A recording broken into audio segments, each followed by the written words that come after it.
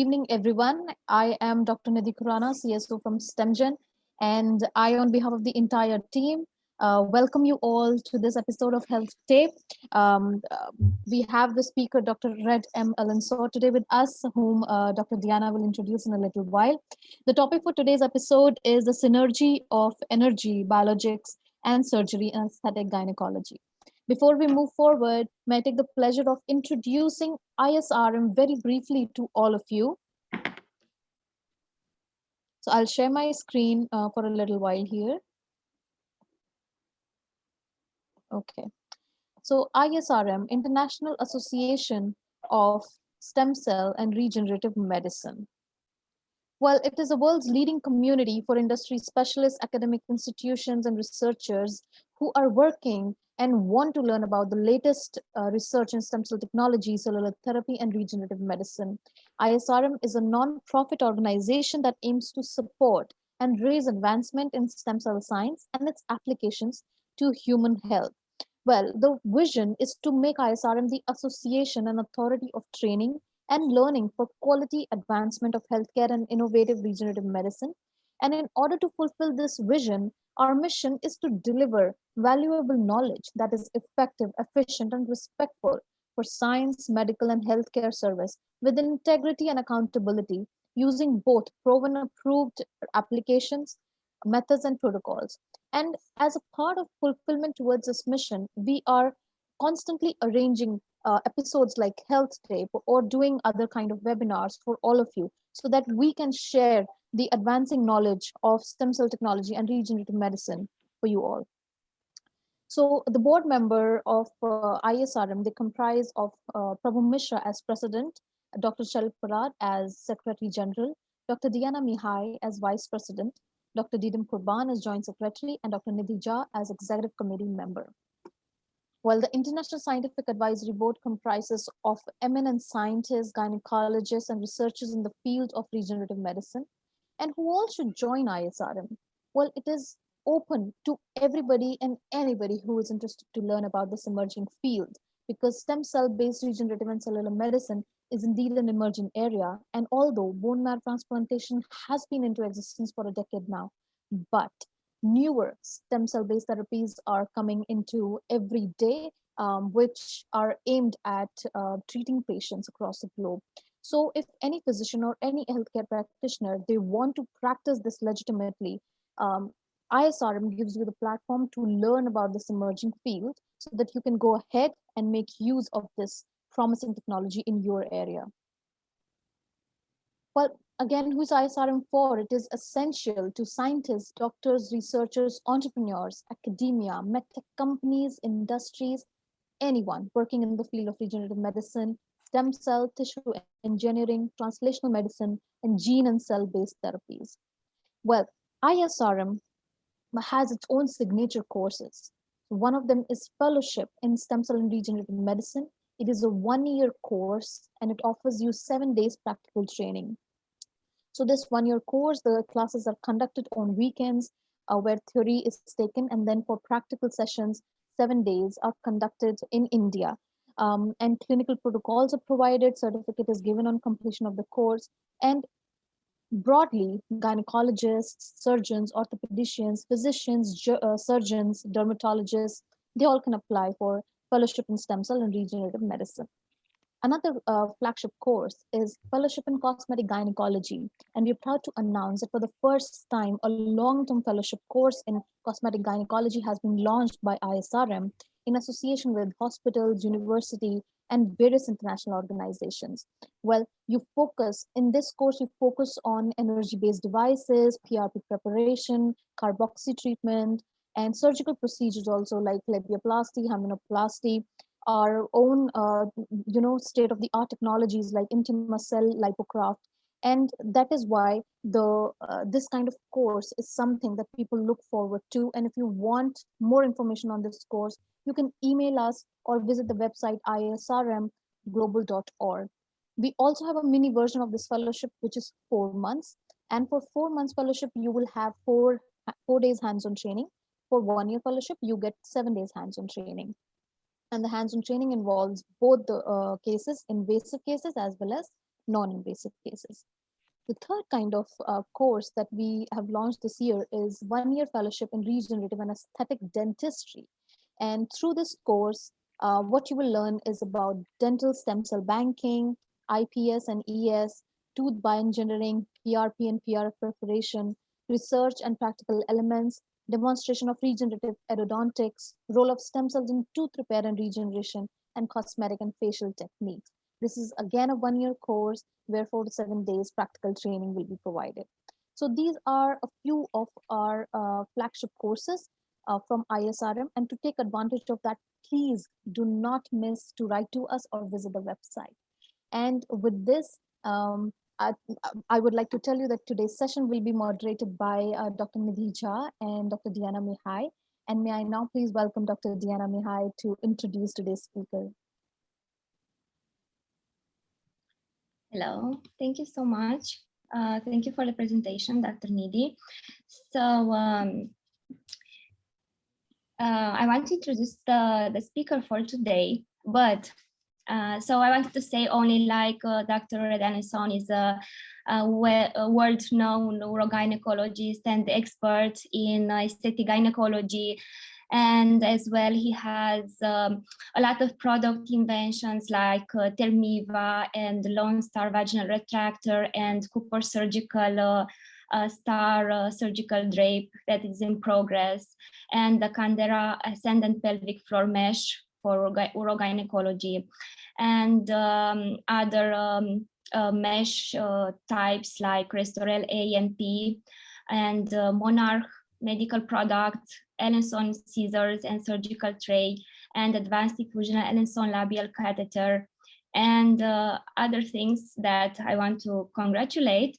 And as well, as many people already know, that Dr. Alinsod is the inventor of some surgical procedures like Elman radiosurgery for the labia and the Barbie look, like the labia minoroplasty, and the Alinsod labia majoroplasty as well, and Alinsod clitoral hood reduction technique, and vaginal approach to uterine suspension with mesh. So all of this is exciting and very interesting, but I found something very interesting as well now, looking at your biography. I saw now that you have been working in the US Air Force as well, in the gynecological services at George Air Force Base for 12 years of military career.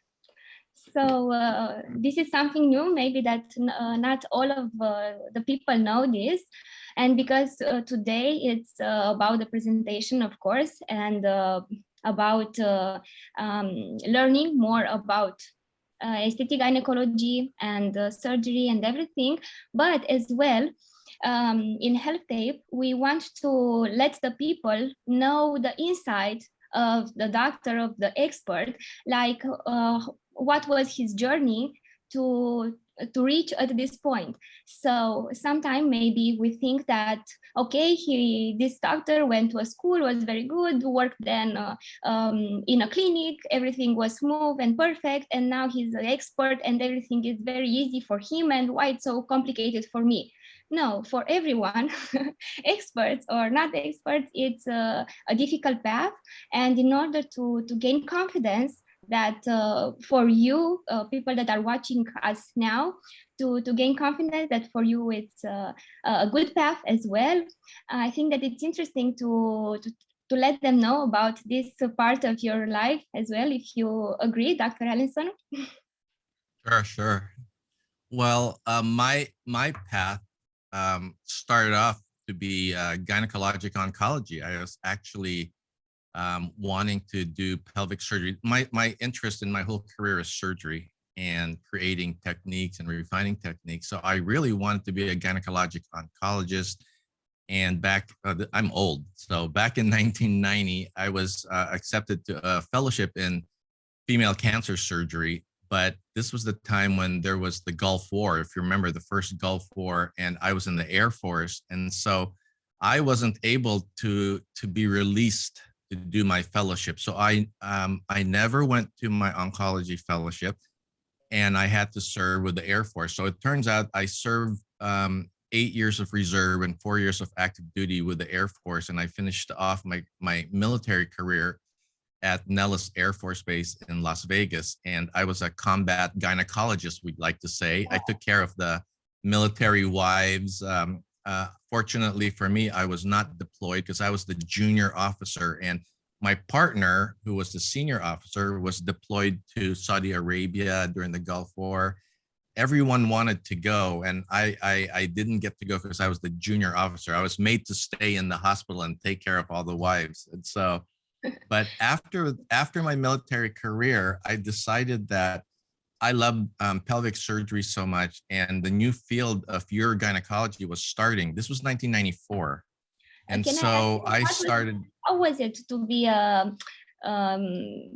gynecologist in the field, like in the military field? Well, it's really fun because I get to take care of all the military wives and the retirees. And in Las Vegas, there's a lot of retirees. And so you got to hear their stories over the years. The women in the military in the United States have a very wonderful history, and they're very proud of being in the military. Now we get to take care of them after their careers in the military. So I heard wonderful stories. Plus, the new younger officers, the military officers, are very brilliant people. Some were fighter pilots, airplane pilots, helicopter pilots.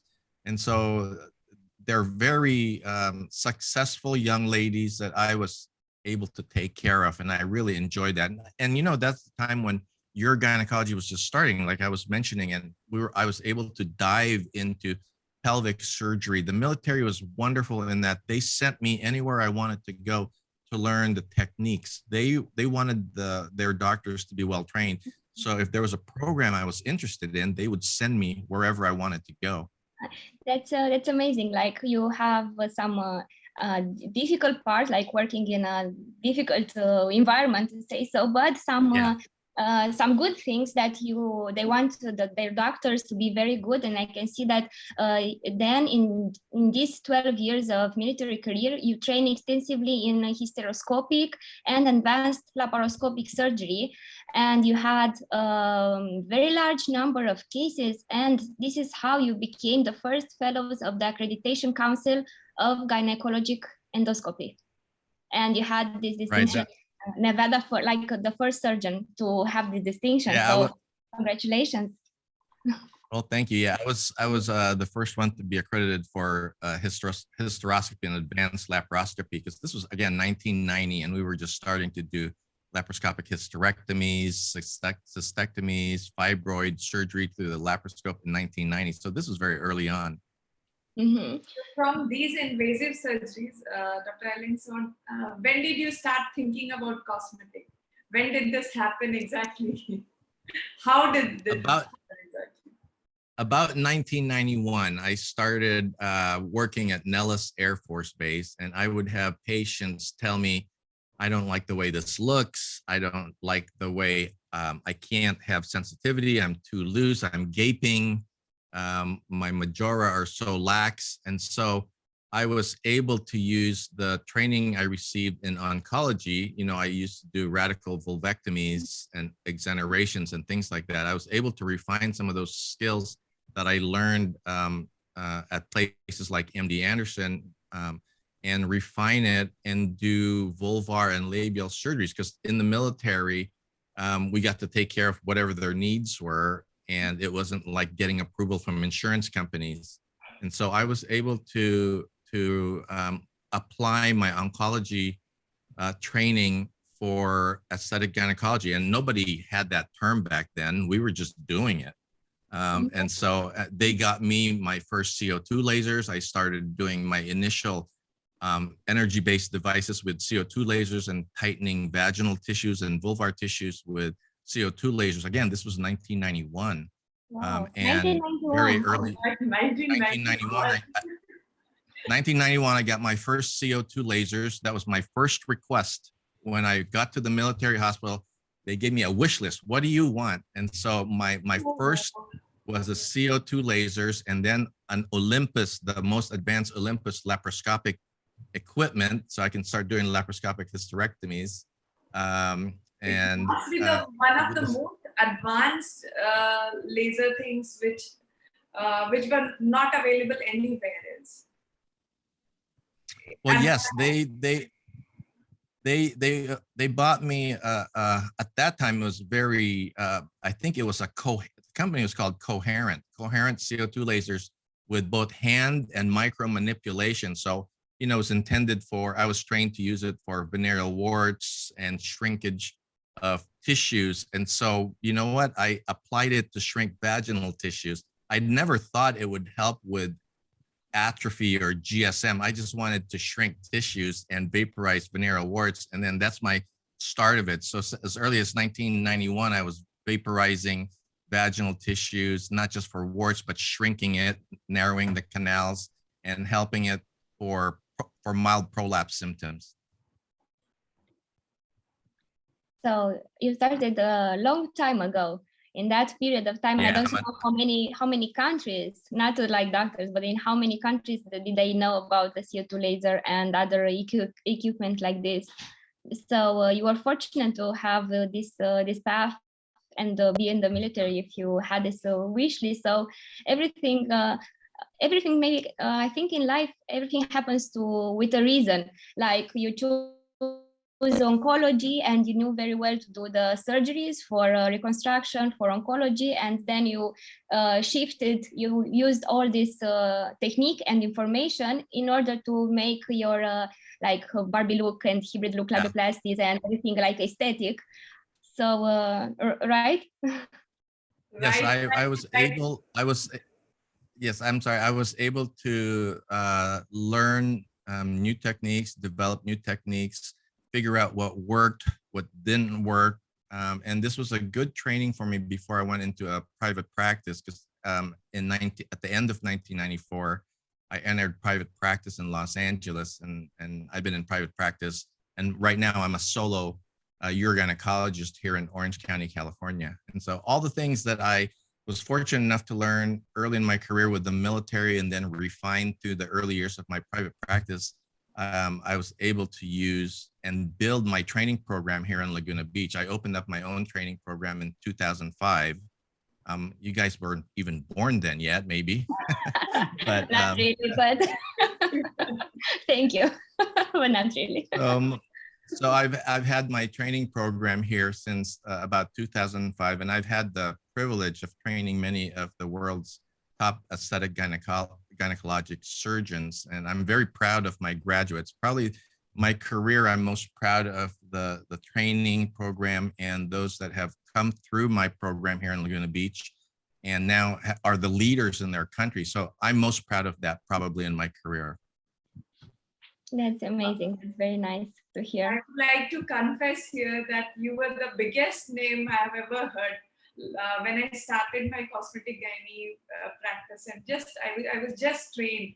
So you were the first cosmetic gynecologist with whom I was so influenced that I have to go and I have to do, I have to learn. And I'm so lucky that I'm sitting here with you right now. I'm feeling so privileged. Thank you very much. Well, thank you for the kind words. Thank you very much. But you know, the whole era. I was very privileged because the world doesn't know, but India was one of the first countries, probably the first country to include aesthetic gynecology as part of its subspecialties for OBGYN. When I came out there in 2016 and spoke at your All India conference, that was the first time ever that an actual mainstream organization included aesthetic gynecology in its meeting. And that was amazing. Your country was the first. Thank you very much. Okay, so we should start with today's. Yes. Yes, I do have a shorter version of my 4-hour presentation on the synergy of energy, biologics, and surgery. And at the very end of my presentation, I wanted to show you a surgical video of what I teach here, and you can hear me talking during the surgery. It's like you're going to be sitting right next to me. And I wanted to share that experience with our audience. Sure, great. Thank you for this. Looking forward to that. So should I share my screen now? Yes, Yeah. please. Okay, so first, this is a medical video. So there are GYN photos and videos. So I hope that would be okay for our audience. Yes. Okay, can you see my screen now? I'll go get started. Yes, yes. Thank you. All right, very good. So let me go ahead and get started. So I'm going to be speaking about the synergy of energy, biologics, and surgery, and how I put all this together in my practice. And again, I'm the director and founder of the Alinsod Institute here in Laguna Beach, California. And you mentioned earlier, but I'm the patent owner for Thermiva, Lone Star Retractor, and many of the pelvic mesh devices that aren't widely available anymore. The FDA has clamped down on some of these. And I am a consultant for all these other companies. In my practice, I love taking care of patients, but another love I have is designing products, testing products, and coming up with design. And so I do work with industry and help design products for them. In my training program here, again, I've been here now actually 17 years, and I've had the privilege of even going to other countries, like in the Philippines, you see here, and helping train doctors. Also, I've been fortunate to work with Dr. Hamori and Dr. Banwell to create this textbook on the right that you see. That's now the world standard in cosmetic gynecology, and we're hoping to update this with a second version in the coming year. And so I'm very proud of this. I hope that you guys are able to come here one day and train with me in one-on-one surgery or a small group surgery, and enjoy the learning process here. So I'm going to show this video that was created for me by my daughter. So please bear with me for about a minute and a half, and you can see what we do here in Laguna Beach.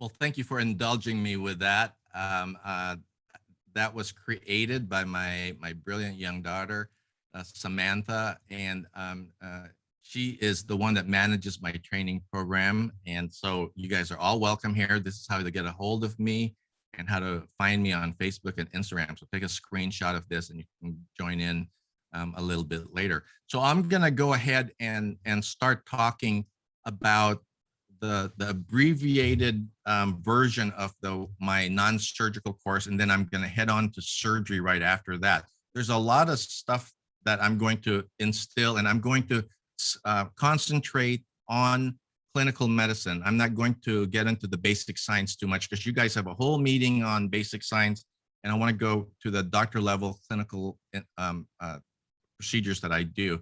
First, I'd like to thank all the doctors that have come through my course and my friends over the years that have been with me. There's some world famous doctors that I've had the chance to come and train and work with and talk at different conferences. I thank them for coming to my conferences that I've been given for the past decade or so. And so thank you very much to all these doctors that you see here. And it's wonderful to have a worldwide community of doctors who are willing to share their information, who are willing to talk to the audience. So thank you, Charles Reynolds, for starting the cellular medicine part of my practice and for the O-shot and vampire wing lift. So I want to have a special thank you to Dr. Reynolds. So the birth of radiofrequency and biologics started this part of my practice in about 2015 when I started with the biologics, and we started training for it in 2016. So today we're going to talk about the combination of energy biologics and then go to surgery. And if we have time, I'll be happy to answer a few questions. In my program here, we spend the first hour and a half to 2 hours on talking about radiofrequency, O-shots, amniotic fluid, and I'm going to be summarizing the highlights on this. And then we have a detailed review for approximately an hour to an hour and a half. But today I won't be able to show all this, but I'll show one at the very end that will highlight all of it. But this is what you get for my non-surgical training. And then you also get another 4.5 hours of my videos. And you can see me here talking and preparing videos that I place on my website that you're all able to visualize. So I'm going to start off by talking about radiofrequency. Again, I'm the developer for Thermiva. So I want to talk about radiofrequency and how it's becoming the gold standard. And with thousands of women treated worldwide and experience worldwide, I want to summarize all of that experience and share this with you. This is the problem that we deal with on an everyday basis: the dryness, atrophy, sagging, overactive bladder, menopausal symptoms. And so lasers and radiofrequency now are being used to treat these problems. And today I want to concentrate on radiofrequency, on how it's able to tighten skin and how it's able to increase the blood flow to help the very dry tissues also. So radiofrequency, as you know, for those of you who haven't seen this before, it's for external and internal treatments both, just like a CO2 or an erbium lasers. It's intended for dermatologic conditions here in the United States. And what is a dermatologic condition? Loose skin, dry vulva, insensitive skin. And it's also approved for surgery and electrocoagulation and hemostasis in the United States.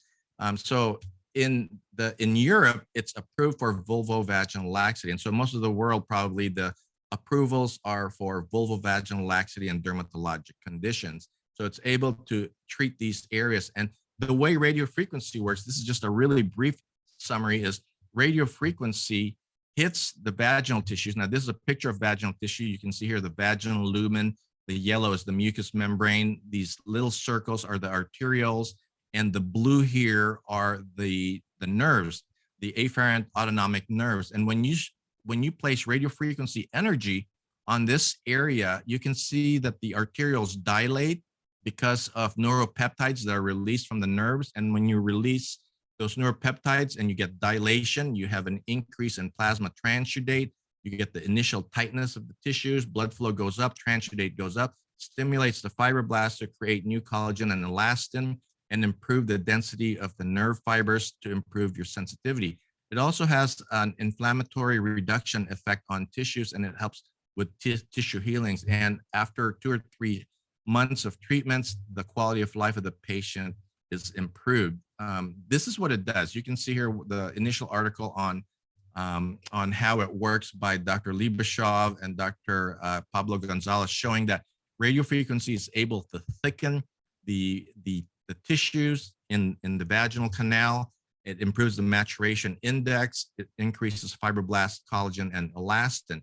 And in this study in 2018, this was a landmark study by Dr. Wilson and her group. It was able to confirm the improvement in the vaginal tissues, the thickening of mucosa, the increase in collagen and elastin, the density of the stroma and blood flow going up. But the more important thing in that study was that it did show an increase in the small nerve fiber density. Now, that is the only energy-based device to show conclusively that the nerve fiber density is increased. And this explains why patients treated with this therapy have improvement in their sensitivity. Patients who are slow to orgasm or are anorgasmic have an easier time achieving sensitivity and potentially having the ability to have orgasms sooner. So it's first ever study on that in 2018. Now I did publish a study, this was I believe 2016, and I did show that in a clinical setting, radiofrequency was an effective non-hormonal method to improve the sensitivity in the genital tissues and help patients who were having a difficult time achieving orgasm. So this was the first study, and so far the only study to show a device improving the sensitivity of the genital organs. Now, what else does radiofrequency do? It's able to tighten skin. This is not possible with non-ablative lasers to this degree without tissue damage. This patient can have their skin tightening and go home, and they can even have sex that night. It's able to increase the blood flow. You can see here a before treatment, and you can see how much shrinkage of tissue we were able to have. And also not only the shrinkage of tissue, but the improvement in moisture. You can see the vaginal transudate increase. Also, it's able to shrink mucosa, so you can treat a cystocele or a rectocele that's mild to moderate. This was a severe one, but I wanted to try it. And actually, this was only after 1 or 2 treatments, I was able to reduce the bulge that this patient had. This was a physician who was very skeptical of this effect. So she asked me to try it on her. And after the 3rd treatment, she was convinced that this was able to help the tissue bulge in mild to moderate prolapse conditions. So I think this has been a great treatment for her. And the last time I saw her was 2019, and it had shrunk down dramatically. Shrinking the mid-urethra may help with the reduction in stress urinary incontinence symptoms. And so you see an example here of the mid-urethra, and we concentrate 10 minutes in this area with radiofrequency, and we're able to shrink it and reduce the leakage of the patient. Here's another example of the mid-urethra, and then after 3 treatments, you can see how shrunk down that area is, and she has improvement in her stress urinary incontinence. It doesn't work very well in severe incontinence, but in mild to moderate, you can reduce their symptoms. And when you combine this with an O shot or platelet-rich plasma, you can really help these patients.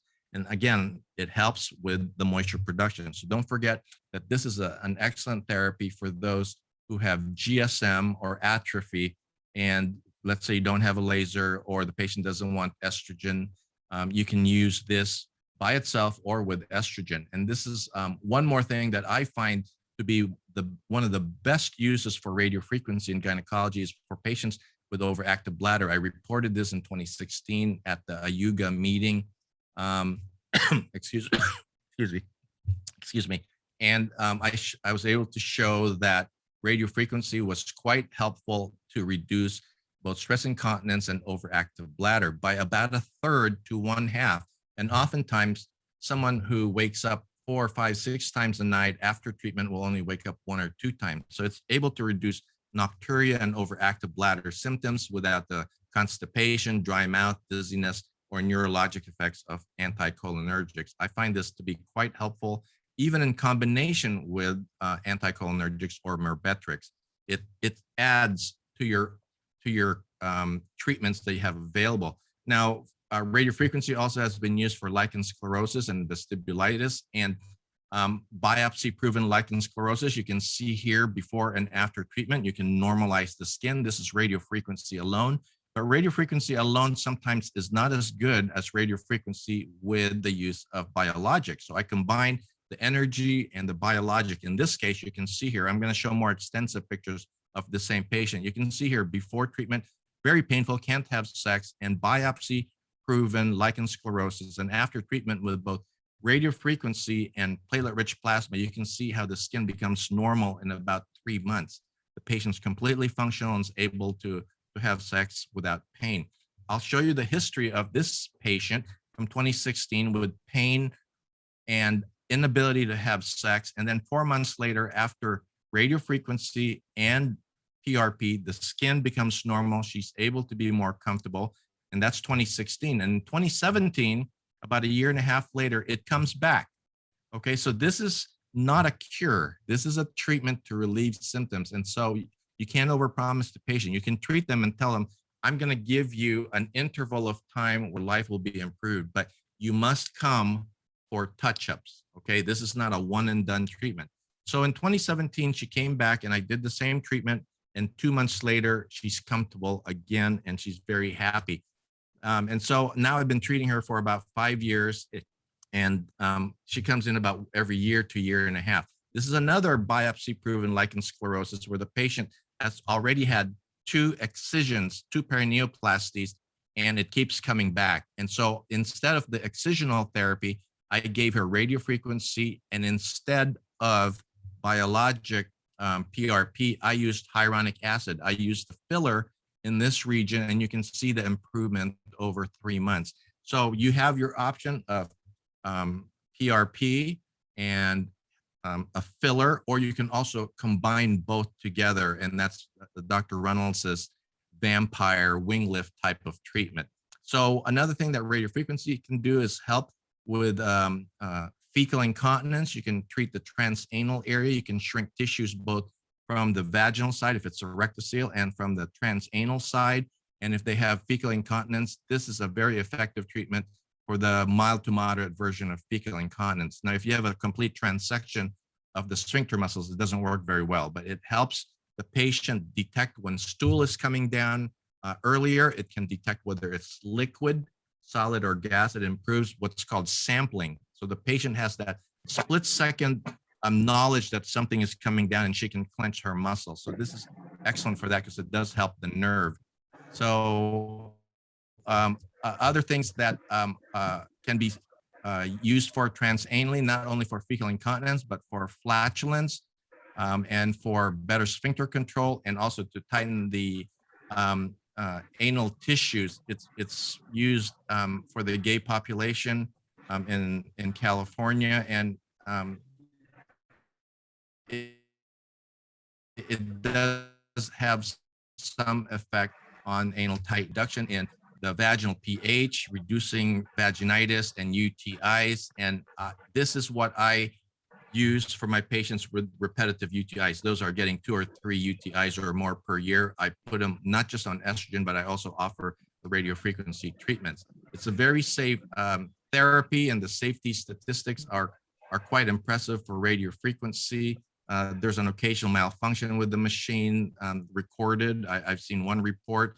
There's no known blisters or burns with the radiofrequency device that I use. There was one reported blister from a machine malfunction, but that's it. It's exceptionally safe, and I use this on my worst events. Now, it's not perfect. You got to pick your right patients. If the patient has an asymptomatic UTI, you'll make the UTI worse. You'll make the interstitial cystitis worse if you treat during an IC flare. If the patient has levator muscle spasms or pelvic pain, you may make it worse. So do not treat a pelvic pain patient. Don't use this for vaginal rejuvenation. Don't use this for IC. Don't use it for people with pudendal nerve issues and undiagnosed pelvic pain. And you don't have to get it so hot. Once you get to about 45 degrees, that's fine. Actually, anything over 40 degrees is fine. And the biggest risk I tell patients is that it doesn't give them the results they want. So it's a very safe surgery if you pick your procedure. I mean, if you pick your patients very well. So I'm going to go really quickly now into platelet-rich plasma. You have a lot of talks on this in your organization, so I'm just going to go straight to clinicals, if you don't mind. Platelet-rich plasma is high in growth factors and high in cytokines, and that's why I use this more for its anti-inflammatory effects. And so for those of you who have taken Dr. Reynolds' OSHOT course or have come to my course, here's a review. In the clitoris, you inject 1 cc. In the anterior vaginal canal, you inject about 4 cc's of PRP with calcium chloride. So that's what you've been trained for the OSHOT. But now I'm going to tell you how I use this on an everyday basis in my practice to help the everyday patient. Again, here's a lichen sclerosis patient, similar to the one I showed earlier. I can inject this with PRP, as you can see here, the lichen sclerosis on the left, an improvement within 3 months on the right and normal life. Here on the left is another patient. You can see here, she's very tender here. I biopsied it. You can see I biopsied multiple areas, any areas that was irritated, I biopsy. And before treatment, you can see this area red and tender. And after treatment, the inflammation goes away. I used PRP and I did use external RF too. And then a year later, she comes back and it's again irritated.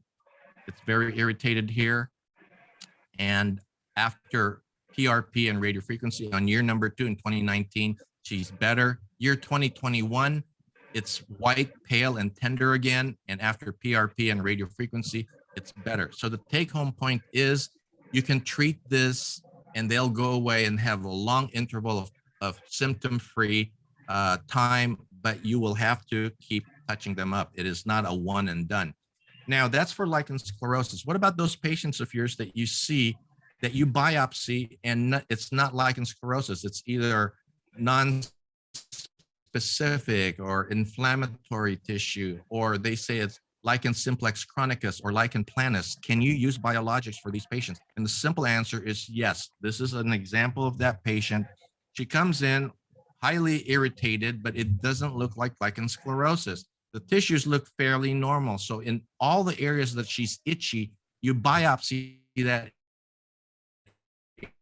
area. So you can see here, choroiditis, I'm going to biopsy. You can see I biopsy multiple areas. I biopsy 4 or 5 areas looking for lichen, but I didn't find any. It was all lichen planus. And so what do?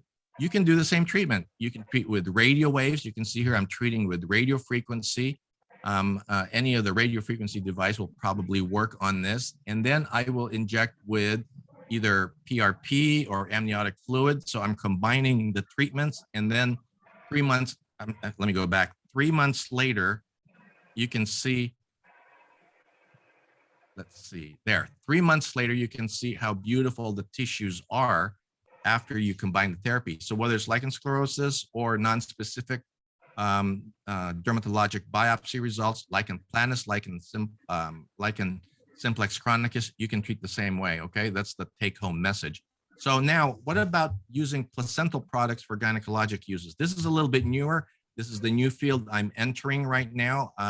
This is specifically for amniotic fluid, and I have last year, around this time last year, I gave a webinar for your organization, and that's probably stored and can be accessed. You guys can have Prabhu release that to you, or you can contact me and I will get you my webinar on amniotic fluid for gynecologic conditions. But this is a quick summary of it. Why use it? What are the advantages? And what is my experience so far? So amniotic fluid is available here in the United States. It comes in 0.5 cc, 2 cc's vials. It can be stored in room temperature. It's rich in growth factors and cytokines. And, you know, it sits on your shelf for a year. It doesn't need refrigeration. So I like it because you can see here what's circled in this article is that amniotic fluid works similar to platelet-rich plasma. Amniotic fluid is more consistent and not as severely affected by the age of the patient. For example, growth factors in patients or cytokines in the elderly may not be as high in content in their PRP. So I use amniotic fluid to bypass that. Once they're over age, let's say 50 or 60, I'll offer this to them because I know their PRP may not be as good.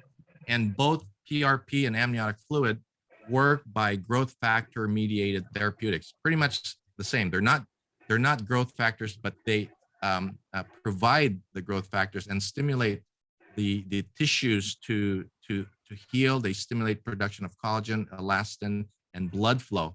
And so they perform similarly. In my experience now using amniotic fluid for a couple of years and comparing it side to side with platelet-rich plasma, pretty consistent effects on both. So here are some of the uses for amniotic fluid.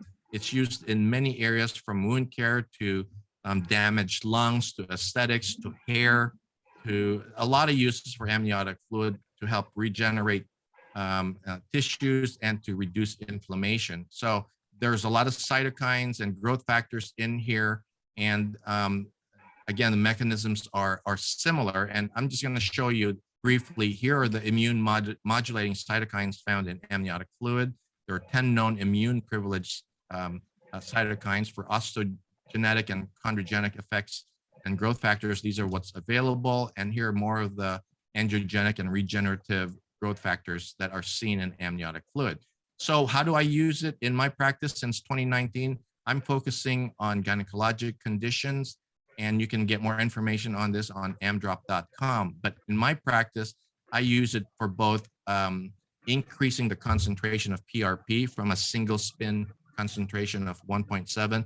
It makes it to about 4 to 5x, and it makes it more concentrated for those who aren't producing so much of the growth factors or not producing so much of the cytokines.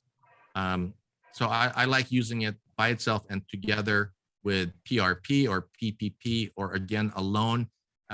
You can even use it as an O shot if you wanted to. So for lichen sclerosis, it works as good as PRP by itself, and you can get consistent symptoms relief from lichen sclerosis with PRP or PPP. Personally, I like PPP, platelet-poor plasma with amniotic fluid, and that gives me the most anti-inflammatory effects for these patients that you see here with very painful lichen sclerosis. I have a very busy lichen sclerosis practice here, and I rarely, if ever, use any steroid cream. I use it when they're having a bad flare. So where do you put the amniotic fluid for those with overactive bladder and stress incontinence?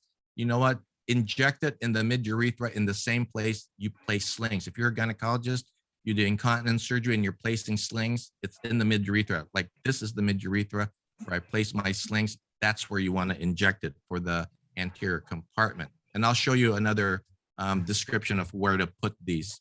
So in my experience for 2 years now, I use it alone for overactive bladder. I have a larger series now. I use it for nocturia that's able to cut symptoms by, on average, 30 to 50%. And in many cases, it gets rid of them completely.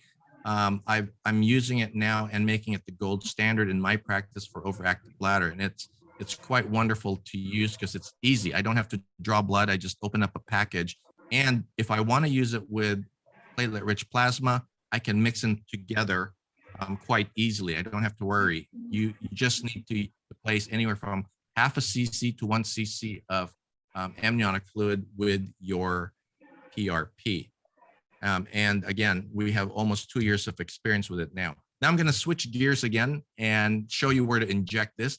This is my Alinsod speculum used for O shots. It'll be available hopefully later on this year.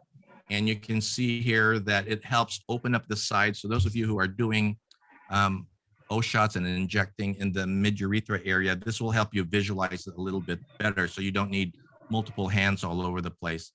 And I don't know what these yellow lines are showing up here for, but I apologize for that. This is where you inject it. I'll show you right in this area where the green is. That's where the fluid will flow. And that's your area that you want to inject. Again, in the mid-urethra, right there, and right there, right about 2 centimeters below the urethral meatus. And it goes right here. This is the potential space that your PRP goes to if you're trying to treat for overactive bladder and stress incontinence, right in that area. And here's a cross section of the clitoris and the areas you really want to inject. I like injecting underneath the clitoral hood. I put about a cc underneath the clitoral hood, and then I will then inject about 1 cc into the corpus cavernosus itself. You can do one side or both sides. Okay, here's an example of one that has lichen sclerosis right in the mid-urethra. So I went and injected there, and also this area where she's very tender, mid-urethra, right underneath the urethra. And then 3 months later, it looks normal. So this therapy works. You know, I apologize for these yellow streaks on the screen. I don't know where they came from. Here is another case showing injection in this region, down to the perineum, onto the sides, and then a couple months later, it looks normal. So this therapy does work. For those of you who do O shots, as you remember, 1 cc of PRP with calcium chloride right onto the clitoris itself. You can go from the left or on the right side. Now I'm going to talk to you really quickly about secretome-based products. And what are those? I'm going to tell you about, this is my new field of study. That yellow is really, oh, there, it's going away. Now, the company I'm working with is called Juvexo, and they have a product, and what is it? It's umbilical cord stem cell secretome-based products, which contains exosomes. So in America, we really can't say exosomes or stem cells. We have FDA restrictions. So we are, I'm using this product, Juvexo, that is stem cell-based serum, for use in cosmetic procedures. It's not an injectable. It's for external use right now, but I'm going to do some studies to see if it can be used internally, because right now it's been used IV. It's been used as an inhaler for COVID patients, and it helps reduce inflammation. So the extracellular vesicles are also called exosomes, and they're used to transfer bioactive material in small little vesicles. They can have protein, mRNA, miRNA, and other products such as lipids, even collagen and elastin, through little packets. And I'll show you a picture of that from the cell. So it'll carry some of these mRNA and RNA as discards and cellular debris. So, you know, it's the cells getting rid of this stuff, and you think of it as trash, cellular debris, but it actually has very important products, and these microvesicles can help tissue healing. You can see here are some of the exosomes here, these tiny little blebs. These are tiny little exosome particles, and electron micrographs show these exosomes being spit out from the cell membrane. And now there's technology that's able to gather these products and concentrate them, and able to pick and choose which cytokines and what growth factors you want. They have high technology to be able to tailor your product for either external use and potentially internal use. And it can almost be a designer exosome that they can do now. And so we're studying this serum that's derived from pure stem cells, and it comes from the human umbilical cord lining stem cells, and it has the same characteristics as mesenchymal stem cells. And again, it can be custom made by coercing the stem cells to secrete the desired ingredient for cosmetic use, and hopefully in the future, pending FDA approval, for medical conditions. Because right now it's just for cosmetic use, but I think there are options for future use in therapeutics. So I'm excited about this because of the cytokine content, the anti-inflammatory products that it can, anti-inflammatory effects that it has, not just collagen that it has, or hyaluronic acid or chondroitin surface, but these right here, the growth factors and the cytokines that are in this product. So right now it's intended for cosmetics only. I use it for my face to plump up the face, to reduce inflammation on the face. And it's not intended as a drug. It's supposed to be rubbed, poured, sprinkled, applied. It's not injected or ingested, and it's only a cosmetic product, and it's not intended to have a drug effect. But we're going to see in GYN if it has potential use to make the vulva prettier cosmetically, but we're going to see if it has effects in improving GSM symptoms, a plumping effect. Will it help with the anti-inflammatory effects for lichen sclerosis and other problems? And we're going to push this under the skin with predictive permeation.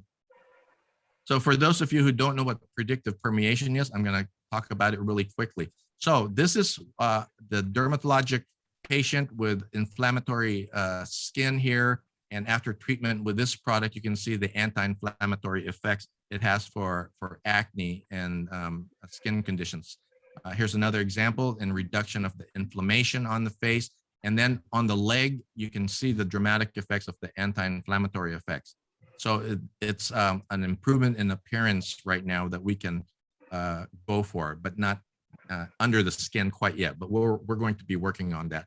Now, we're going to switch gears one more time. Let me see my time here. and talk about predictive permeation. And what is predictive permeation? This may be new to my audience out there. Predictive permeation formerly was called dermoelectroporation. It is a method of putting products under your skin without a needle. So I think this has a great future. Before, in surgery, I had to inject patients right before surgery, and this would hurt. And I needed a way to numb this area up before I place needles. There's a technique called electroporation. It can deliver large molecules under the skin, but the current's very high. It's uncomfortable. It has burning. It causes pain, and it's not approved for human use. So if you lower the energy and you change the polarity of the device, you can change the polarity of the skin and then place macromolecules, big molecules and small molecules under the skin. So now we have an FDA cleared device that can push these big molecules under the skin. This is the product itself. It opens up the water channels. It changes the polarity of the electrical pulses rapidly on the skin. And with these hand pieces, you can push numbing cream. You can push PRP, PPP. I push vitamin C, retin A, collagen under the skin, and I'm able to get wonderful effects without using needles. I use it. I've used it in my practice for over a decade to numb up this area before I do surgery. And so it allows me to do surgery in my office comfortably. It increases the permeability of the skin, and you're using milliamperes, very little energy to open up these water channels. And this is how it works. The polarity of the skin is rapidly changed, plus minus, so fast that in effect, it's a neutral charge, but it's really rapidly changing the polarity. And when that happens, the skin water channels open up and you can push macromolecules underneath the skin. So I've used it for over a decade now, and it's able to deliver 90% of the substrates that you put on the skin, such as collagen or PRP, and it helps with repair of tissues. These are some of the sizes of the collagen, of the molecules. You can see collagen's pretty big, 1 million Daltons.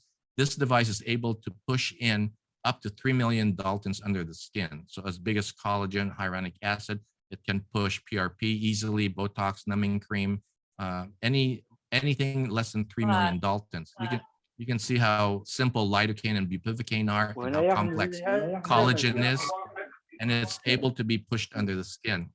Another treatment I use with this device is lightening the vulvar area, because when you push vitamin C or retin A under the skin, you can reduce the melanocyte activity and lighten the skin over several weeks to months. So this is also a good treatment for placing collagen and hyaluronic acid, and also vitamin C and also retin A type creams under the skin. And then you can lighten this area in the vulva. So pain control with Botox, skin rejuvenation, wrinkle reduction, lichen sclerosis, anything that's inflammatory, even hyperhidrosis with Botox, you can use this device. Again, you can combine this with radio frequency and get great results. It's a simple treatment, and you can see the vulvar skin changes. You can even out the skin tone on this patient, even the darkest skin, you can even out the skin tone and make it more pleasing in appearance, and also you can plump it up a small amount. When you use PRP or amniotic fluid, you can reduce the lichen sclerosis. I like using this when the lichen sclerosis is very spread out and broad, and you can see the difference in the skin after treatment. So in the future, we're going to have specific vaginal handpiece. This will be developed hopefully this year. I designed this about 2 years ago, and we've done some clinical testing in my office. And I'll skip the video here, and we'll go on to the next section, because I don't have much time and I want to be able to show my surgical video for you. And that's 20 minutes, and I want to make sure you guys enjoy that one. Now, after all these energy-based treatments, you have to maintain your treatments. You have to maintain your laser treatment or your radio frequency treatment. So I show this to my patient. I tell them, now that you've had your treatment, your tissues are much improved, you got to maintain it. So options are hormonal therapy with estrogens, non-hormonal therapy with either growth factors or carboxy therapy, and then you have devices that you can try. For example, This one on the right, if the patient has stress incontinence, overactive bladder, you can use a device called Intensity that is like a device that makes the muscles contract. So it's like Kegels, but similar to Emcella, kinda in effect, in that it makes the muscles contract. And on the left, the VFit is a diode laser. In Europe, it has diode laser and infrared, and it helps stimulate the mitochondria and stimulate fibroblasts to produce new collagen, blood flow, and also elastin. So these are some of the products that you can use post-treatment maintenance. This is very important. You got to maintain your patients. This is a VRS, Vaginal Rejuvenation Serum, we call it. And this is made by AQ Skin Solutions. Dr.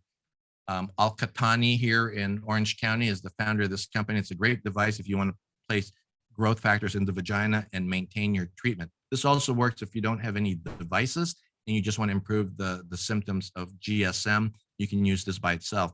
Also, I have CO2 Lift V, which is Carboxy Therapy.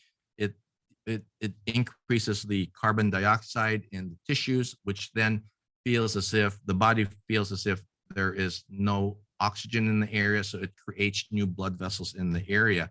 And so you can see here before treatment and after treatment of a patient with severe GSM, and after carboxy therapy, it's able to improve the tissue. So let me just show you really quickly what carboxy therapy is.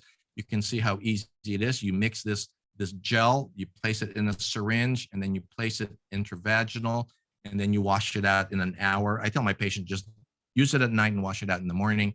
And you do this every night for 5 nights, and it's able to rapidly improve the tissues. This is my fastest working product to improve GSM symptoms. So that's something that you can have in your office and sell to your patient. And I find it quite useful. The last product I want to talk about is O2 Vask, or the lay term, the product is sold as Inana, I-N-A-N-A. And it's a product that we tested in my office. It increases the local blood flow. It vasodilates tissues. I'm hearing some background music. If you can turn off your sound. We're trying to do this. So, someone is with the microphone on. Saloni, please.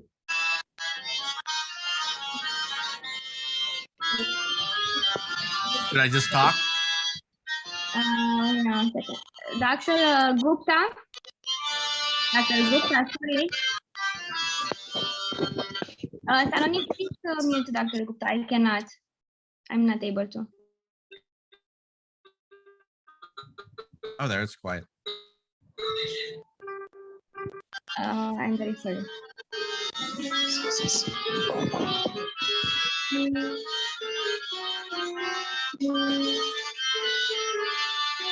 I cannot mute her.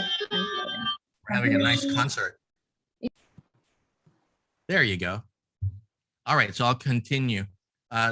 This product, we call it O2 Vask, increases the blood flow in the tissues that it touches. It vasodilates the tissues, and it's a natural product. It has Placental, which is from the Amazon region, and it's a phytochemical that's been used for as a female aphrodisiac. It has an anesthetic effect and also reduces muscle contraction. And so this is in the product. Also, fenugreek seed oil. It's an antioxidant and anti-inflammatory agent. And then L-arginine increases nitric oxide and vasodilates the vessels. Erycoma longifolia also increases the free testosterone and is also a vasodilator. Vitamin K2 has healing properties, and it helps with keeping calcium out of the vessels, keeps the vessels in good condition. And when you put this all together, you can increase the blood flow in the area. So I did this study about 2 years ago. I had 32 patients, double-blind randomized Doppler study, and the average increase in blood flow on the patients was about 84%. You apply it to the clitoral area about 15 minutes later. Their sensitivity improves. They can feel a tingling sensation. And in our placebo group, they had an average increase of about 13-14%. And then when we crossed over our placebo group into our active group, they had a 74% increase in blood flow. So here's some of the ultrasound. You can see the increased blood flow. That's pretty dramatic. And so now I have this in my office, and I use it as a maintenance therapy for patients who want to improve their blood flow, both for sensitivity, or just use it externally to improve their blood flow so their external genital tissues keep moist. And these are some of the before and after of the patients in their improvement of blood flow. So lastly, this is the device we talked about earlier, the V-Fit, and it works by both heat and light and also vibration, the three modalities that help with stimulating the fibroblasts to create new collagen and elastin and new vessels. Now, that's the end of this part of the talk, the energy plus biologics.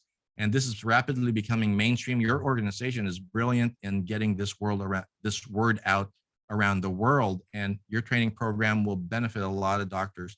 And hopefully those who have an interest in the surgical aspect of it can also join your organization, or if they're in America or are interested in my training program, they can also come here or go to see Dr. Runnels.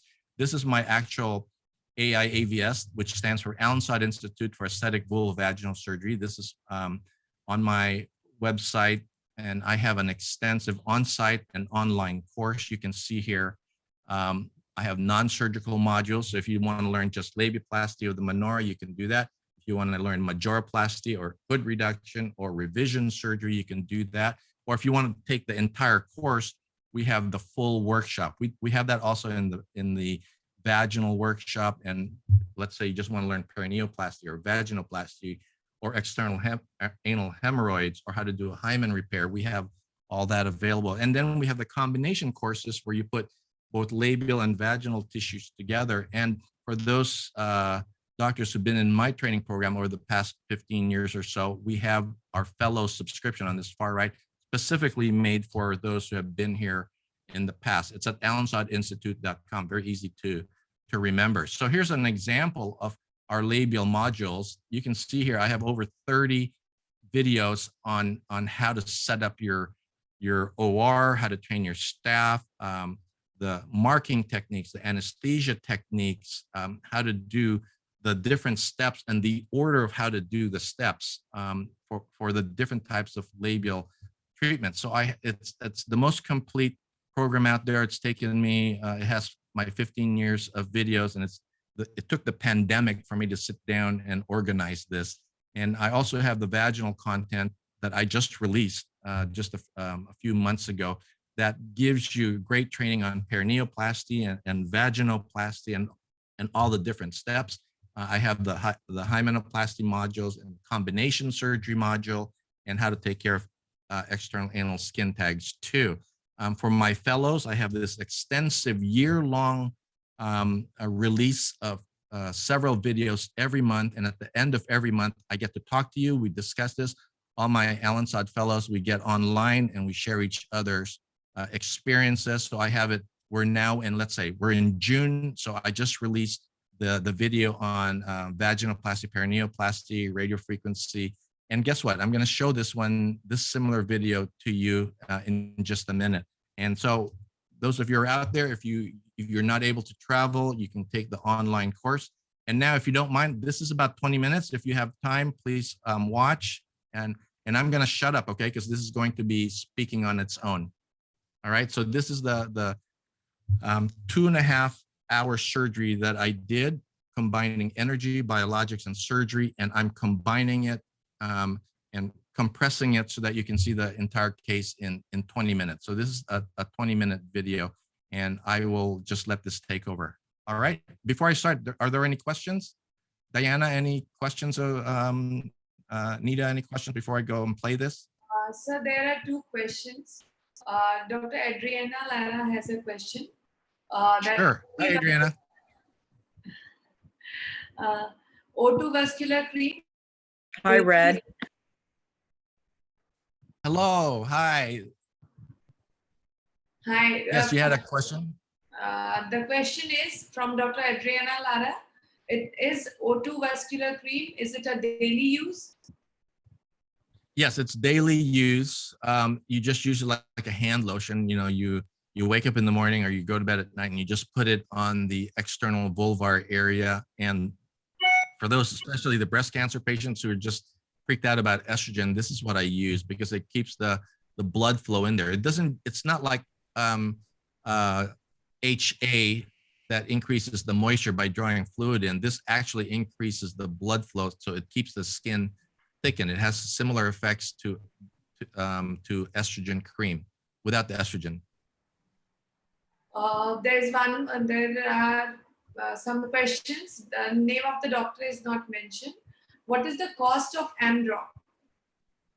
Amdrop is approximately $200 per half cc. So it used to be 1 cc about 15 years ago when I started using amniotic fluid. 1 cc used to cost me $1,500. So now the price has come down. So 1 cc is approximately $400. Half a cc, which is what I usually use to mix with my PRP, cost me $200. The next one is it FDA approved? Amniotic fluid is.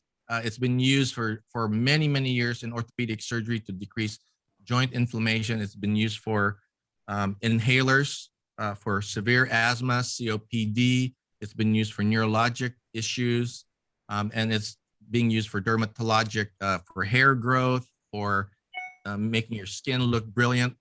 We actually use it with hyaluronic acid and collagen together, and we push it under the skin, and we call it the baby face facial.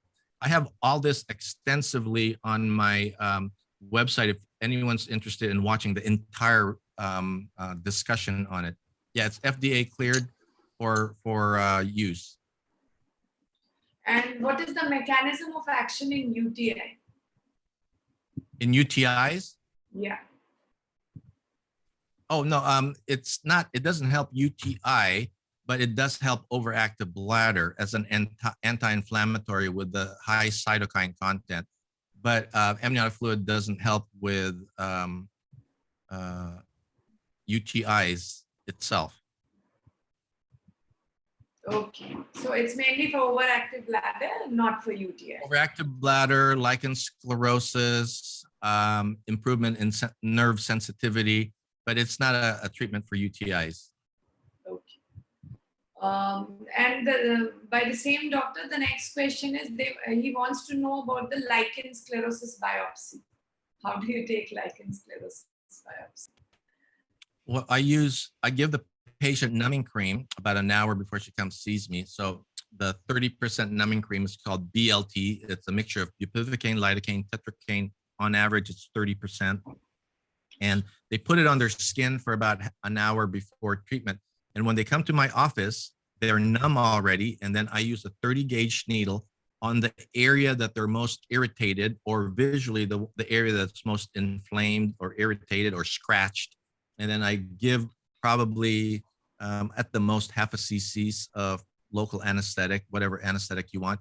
And then instead of punch biopsy, I have just the regular biopsies that you use for colposcopy, a colposcopy biopsy, a Kevorkian.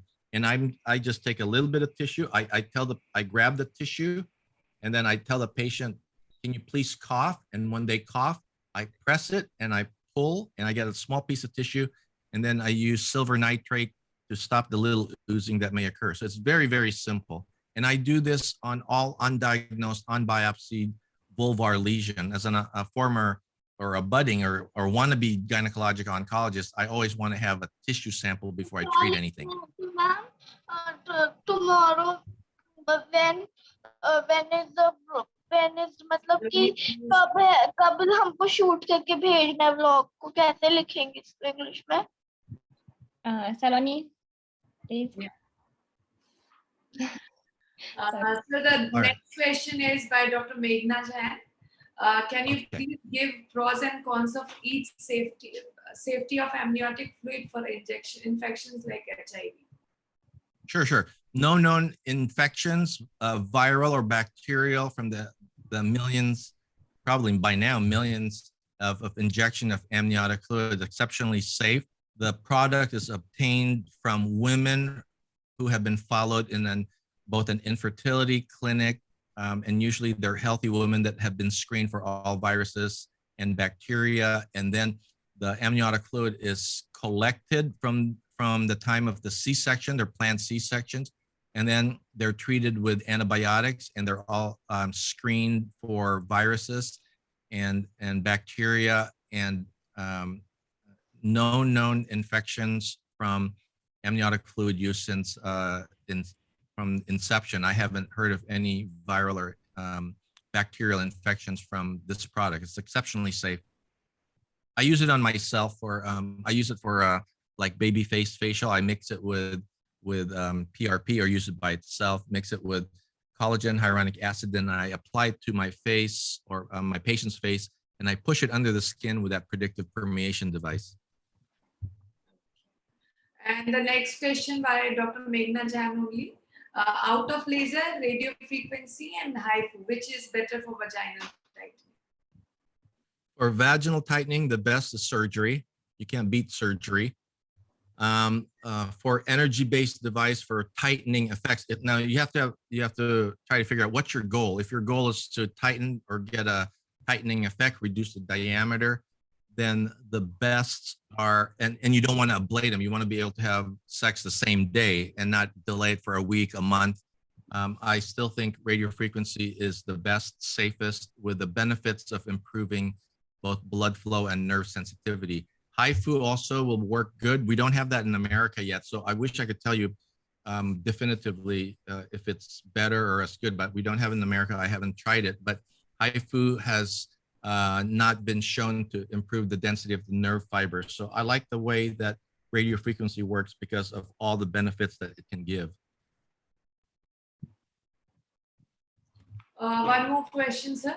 Mechanism of action in UTI, how does, for skin lightening, you use collagen in which form? For skin lightening, collagen doesn't work. For skin lightening, I use vitamin C, but you cannot use standard vitamin C. You have to check with the company if the vitamin C is in the form of BVOSC. BVOSC is the water-soluble form of vitamin C that can cross into the skin, and affect the melanocytes to turn them off. I also use complex retin A type cream, and I use those both as a cream topically. We sell them in our office. We have them in our office to sell, and we also push that under the skin with our predictive permeation device. If the patient can come here once a week for, let's say, a month, we'll push that product under the skin ourselves, and then they use the product at home too. And it takes about 1 to 3 months to even out skin tone. This is not immediate and overnight, because you're affecting the melanocytes. This is not bleaching. This is affecting the melanocytes production of pigment. I think this is the last question, sir, by Dr. Meghna Jain. Any advantage of laser device over RF in cosmetic gynecology? Advantage of lasers over RF. Lasers are really good at GSM and obtaining improvement in moisture. Lasers are faster than radio frequency. Lasers are more expensive. Usually, at least in the United States, to get a vaginal laser, it's between $80,000 to $150,000, depending on the company. Lasers can, if you get the right handpiece, you can use it as a tool for vaporizing and smoothing areas out. You can do that with radio frequency too. Lasers are not as precise, but they're good for things like HPV, abnormal pap smears. It has a variety of uses in gynecology. Lasers are great in gynecology. What else is lasers better for than radio frequency?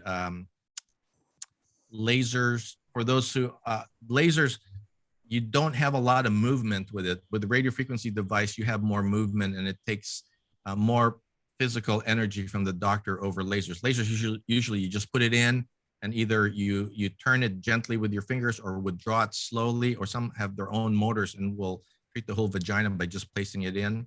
So lasers have some advantages that way. But one thing lasers have disadvantages is that it increases collagen, but there's no known study. I haven't seen it. There may be one out there but it does not seem to increase the density of the nerve fibers, and it doesn't increase elastin. So what you end up is, if you do a laser treatment, you get tightening of the vagina and you get good collagen, but you may be a little more rigid when you compare it to a radiofrequency treated vagina, because a radiofrequency treated vagina increases in elastin. And so right now, that's probably the biggest drawback I have for lasers, erbium or CO2. I have both in my office. And so I treat my patients depending on what their needs are. Okay, so I think we should move on to the video first, and later we'll All right. and solve the question. Sounds good. So I'm going to play the video. Again, it's 20 minutes. For those of you who can stick around and watch it, I think it's really good. You'll hear my comments. You'll see how I work with my doctors, and you can see the basic steps of the surgery, and then I can answer questions at the end. So this is 20 minutes. So if you can stay, please watch this and enjoy it. So I'm going to go ahead and start it.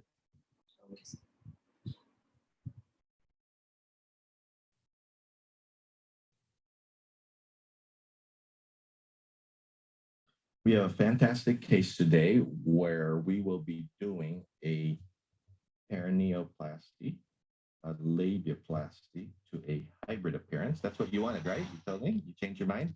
And then a hood reduction. She has a great deal of asymmetry here with a lot of bulkiness, with multiple folds, really tricky hair, and especially on this right side clitoral hood. So we will show you how to do a debulking of this lateral hood area and how to make this more symmetric. Once we're done with all that, I'll be doing an external thermiva to tighten the skin here. The majora has some laxity. She doesn't want to do a majoroplasty, but we'll tighten the skin and then do a modest amount of a wing lift to give it some volume, small amount, and help compensate for the loose skin. She does not need a vaginoplasty or tightening surgery, and she has no trauma here. So our perineoplasty will be for cosmetic reasons, to bring these edges together and give it a more petite look.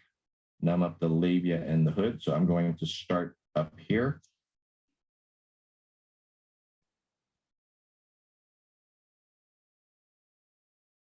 A little tough to see sometimes.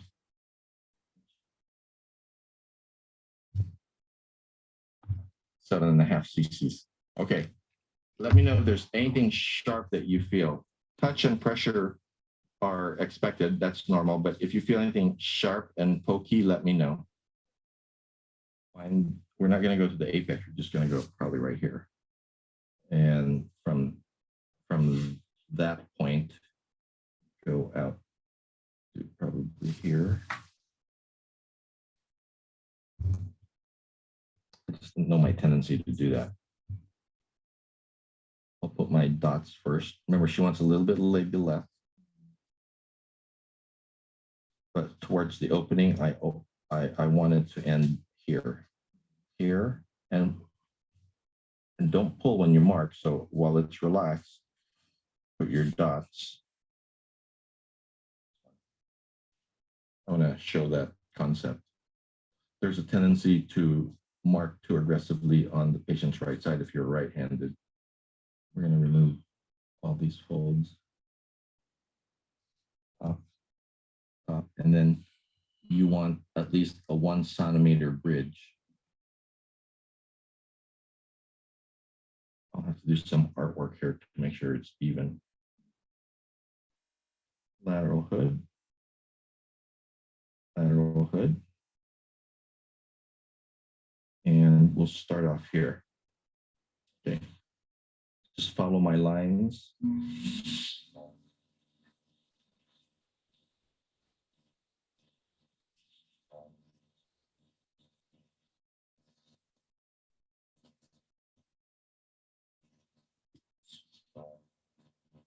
Okay.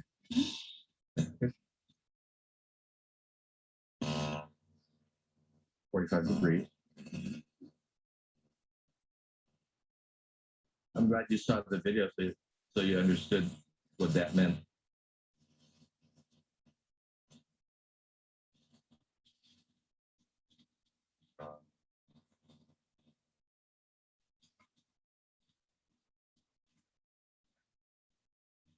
little touch. And then if you have a potential vessel, you just grasp it gently. You don't close it.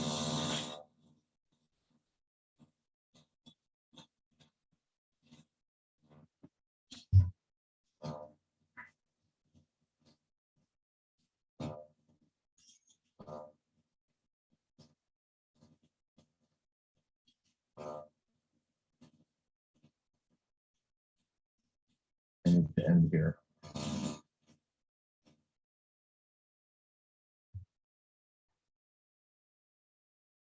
Reduction, and then decide later on.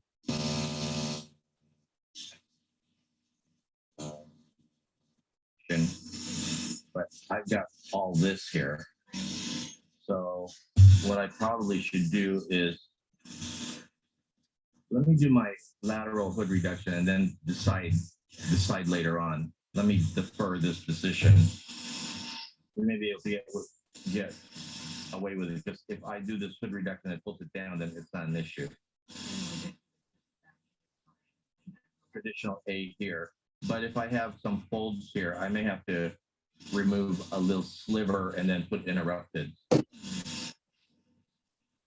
so let me hold off on this side. Let me do the hood reduction first. So if you're not sure, you just do the easy questions first, like SATs.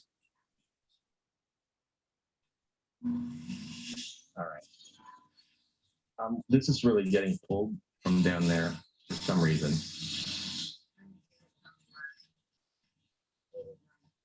Okay, so now we're gonna start here. You comfortable so far? Yeah. Great. So from there to about here. I'm gonna remove this fold too. So you'd be tempted to put your incisions here, but remove all the folds you can. Did you feel that? Okay, let me give you a little more there.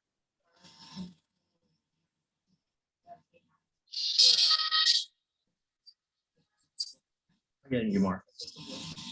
All right. Just try not to move to say ouch, and I'll take care of it.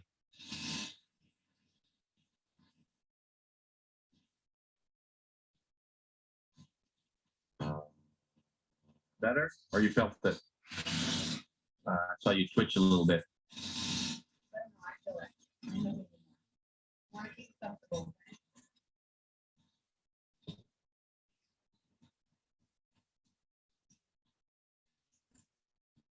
Slippery.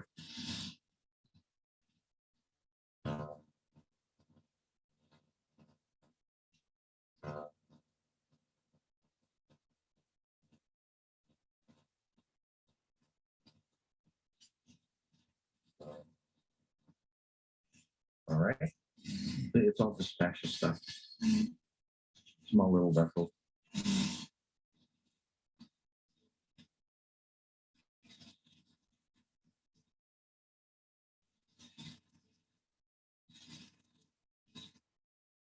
Small little vessels that will give you a bruise if you don't take care of them.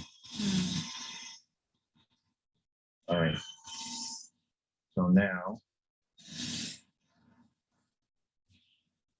I will follow my lines.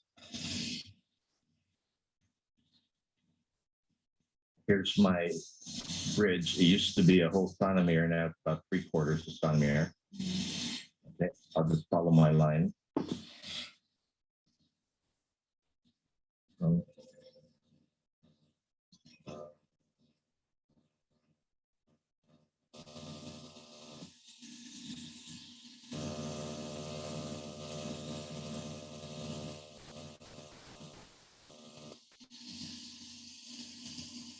My goal is to hit that.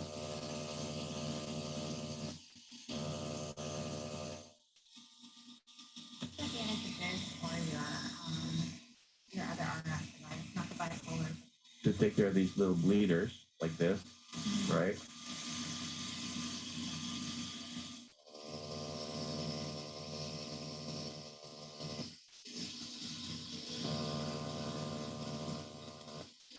It gives me about a sonometer here to there.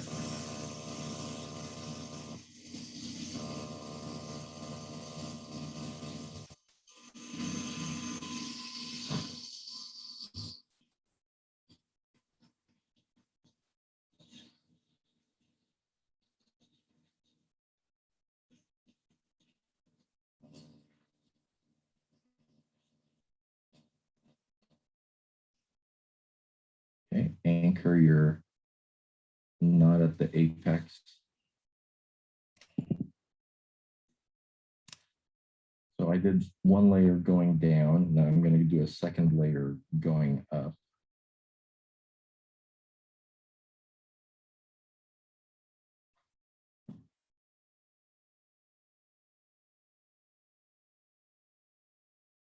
So this is how it looked before we did our tissue excision. Here's the perineum reduced. And here's the labia minora on her left, labia majora on her right, with the modification of this area. That was both under the hood, a incision on both sides, but I had to remove a little bit of tissue there. Here's the hood reduction. And that's how it looks. We haven't done any suturing yet. I'm going to suture this, so this is tucked in. And I'm going to secure these two together and close this up a little bit more so it'll look like this. This is my goal, to have it look at the end of surgery.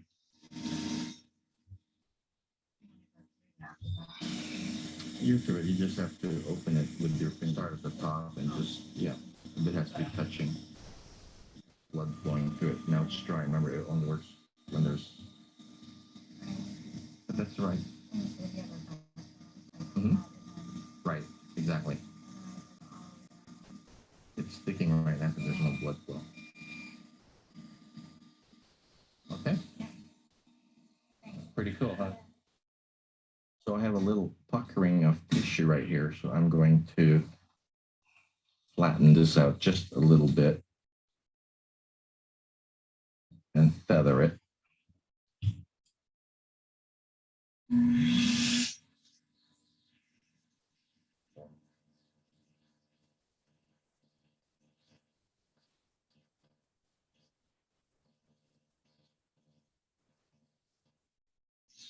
So that's much better. That's going to shrink in, so I don't have to do too much more than that.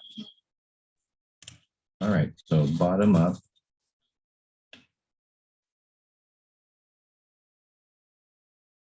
Straight across. So I'll put that all over it. The resistance is from the dinosaurs.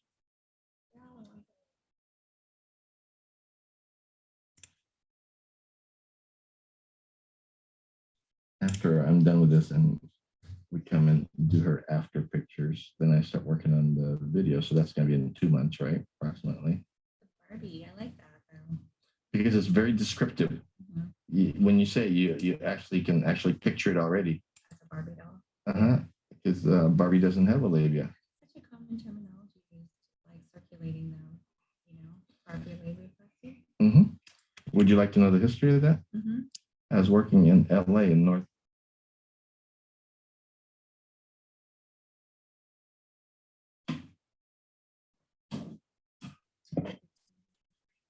The M&Ms.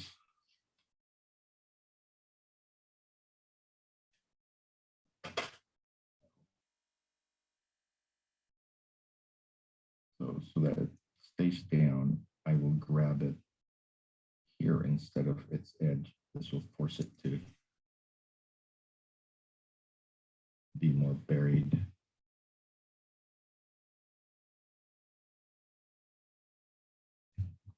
Okay, so push that in.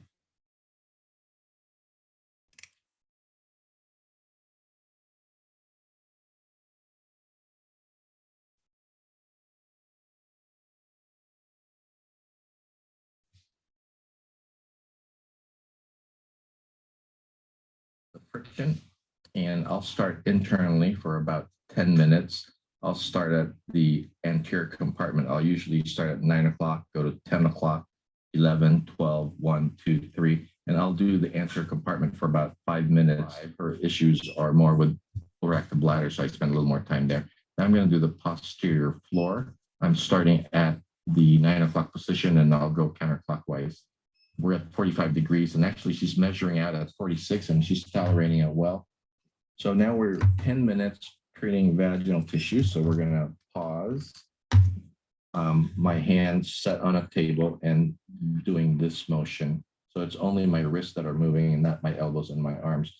External treatments work better with unipolar. The bipolar treatments externally doesn't get very deep, so you don't get a lot of tissue shrinkage. So we're here finishing up with our Thermiva treatment. We've tightened the skin. We're going to do 2 more of those over the next 2-3 months. And now we're going to make this a little more prominent. We're going to try to make the edges a little more pronounced and then fill in laterally. So now I'm going to clean the area with betadine. I'm going to start with your O shot, okay? I'm going to do the internal stuff and then do the majora and clitoral injections. Here's some betadine. But I can see her mid-urethra right here. Take this out. She did well. We didn't have any spill. Under the hood. I like injecting under the hood. And there's the whole CC. Okay, so you can enter one side, put some, and then advance a little bit and put some more. Okay, now we're going to be doing our wing lift. I'm going to use 8 cc's here, the 7 cc's of PRP and 1 cc of a dermal filler. I had numbed this earlier, so another cc here. But you're okay with this right now? Okay, 1 cc. I'm going to inject this way, so this is numb, and so she won't feel as much.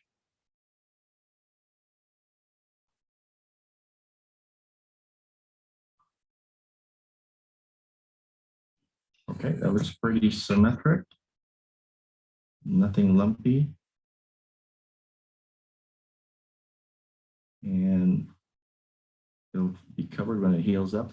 Now, over time, this will dissipate a little bit. But this will give a natural look. And when you combine it with radio frequency, it'll be an excellent appearance for her. So now we're done with surgery. We've done our labiaplasty and O-shot and vampire ring lift. Let's take a look at it. Before surgery, these were the areas that we reduced her redundant tissue: perineum, left labia, right labia, and the excess skin lateral to it. Then the clitoral hood on both sides. Then we did the O-shot internally. We did the clitoral injection. We did the Thermiva. We shrunk the skin. And then we finished off with the vampire wing lift to just give it that special healthy look, special touch.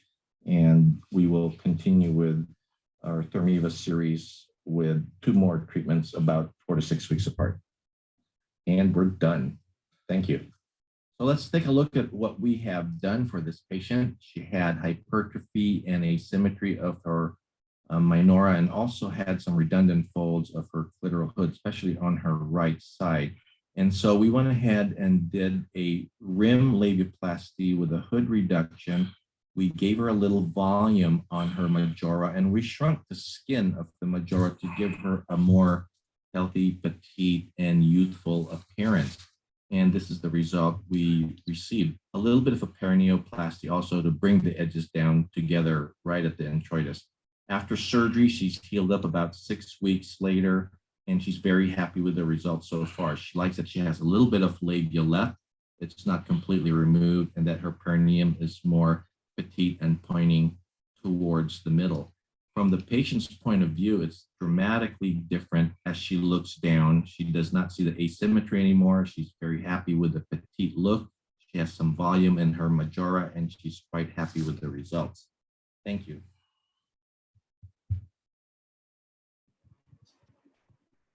All right, so that completes my my surgical video, and thank you very much for your time. I really appreciate it. It's been great spending time with you. So if anyone has a question, I'm happy to answer. Yes, sir, we have questions. Dr. Diana, you want to take the questions? Yes, sure. Thank you very much for this great video. It was very interesting. And I think that a lot of people learned a lot from today, and we really appreciate for this. Let's see. Someone asks if there are any contraindications for radiofrequency. Yes, there are. I wouldn't use radiofrequency on the bladder if they have interstitial cystitis.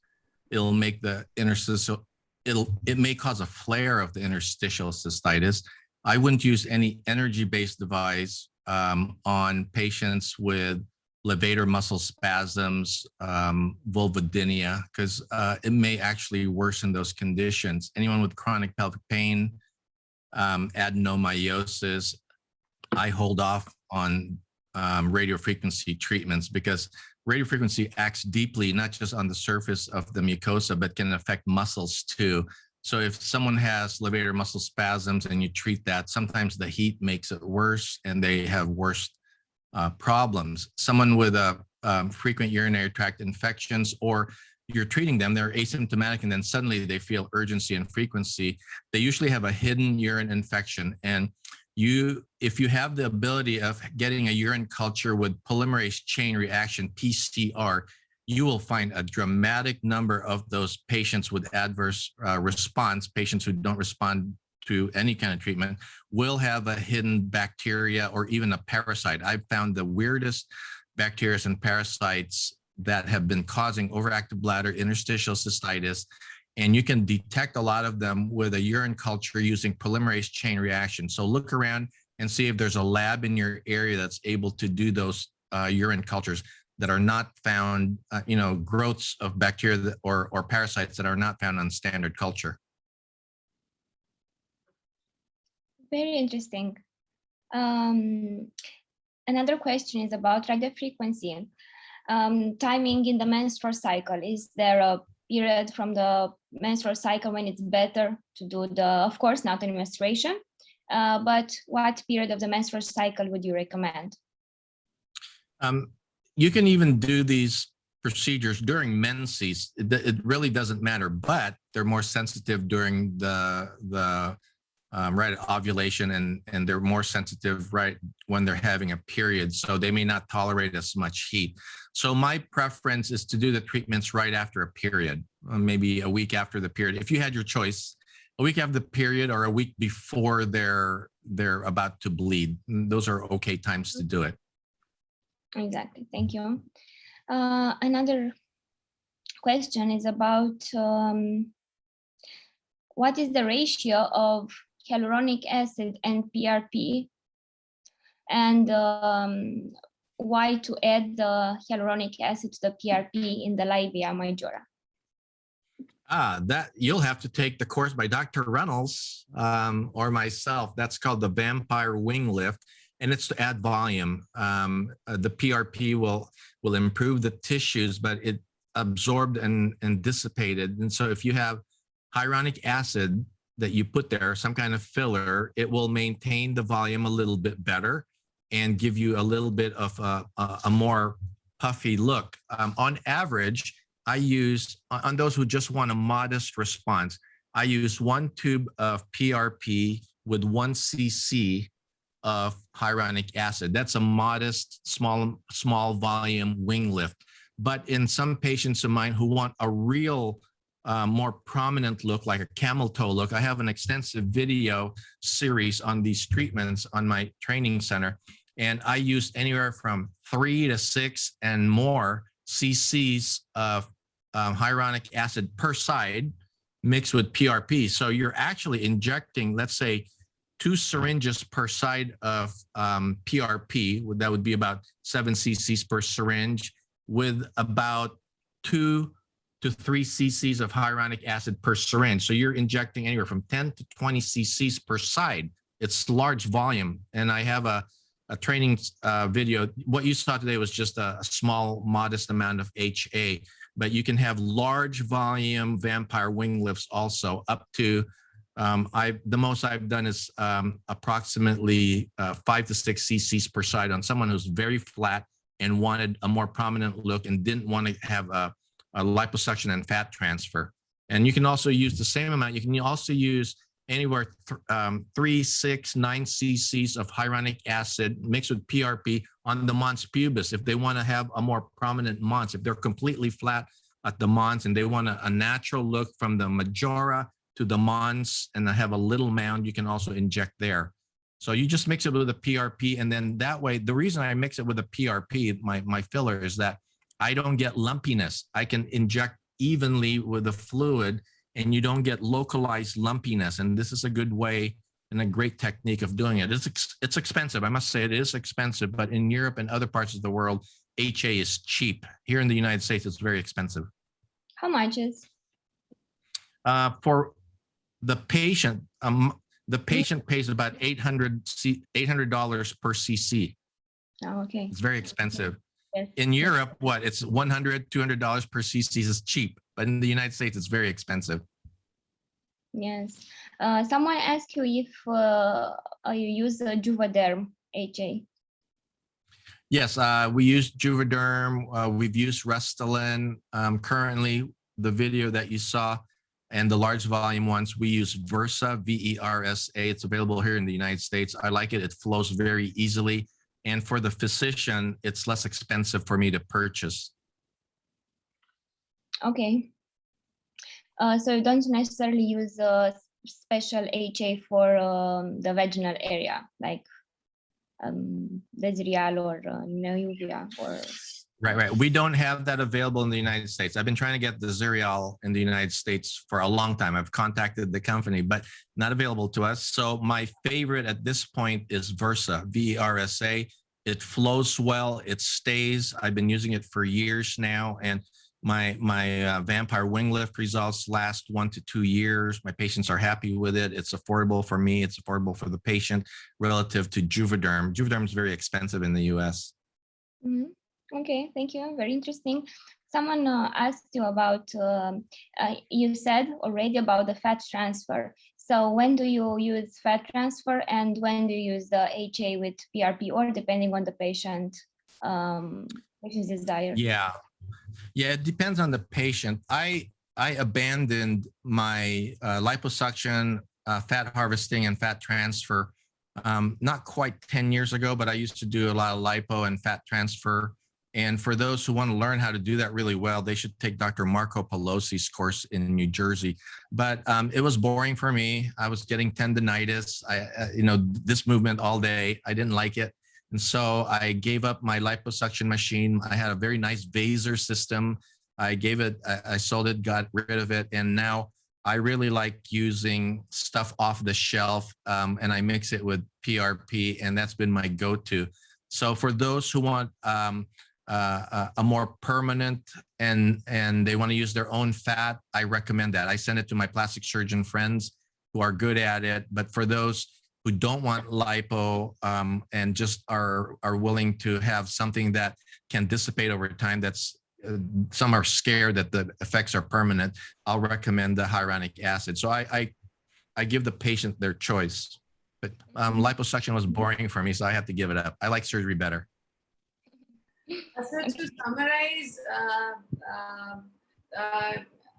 I may say that fat grafting is more durable for longer period of time. It can be. If you use the right systems, you can have fat that lives and will be more durable. If you don't do it right, you use a poor system, it's no better than HA, and the majority of the fat may die and dissipate and you don't get the effect. So it's dependent on the skill of the surgeon in preparing the fat, making sure that the fat is alive. Mm-hmm. And about the surgery, someone asked you about the knife that you use. I use a very precise radio frequency device. The current device on that video is called the Elman Surgitron. But I'm currently working with another company designing another system that's even more precise and more powerful and better with the hemostasis. And I will be telling you more about that as I design more stuff and work with that company. But what you saw was the Elman Surgitron. that's available in the United States and around the world. It's the first device to be used. I developed the techniques for it for labial surgery, precision labial surgery, feathering surgery. It's used in face surgery, plastic surgery, neurosurgery. But for gynecology, it's the best device for surgery. It's superior to CO2 lasers. It's superior to any other lasers or cutting devices in terms of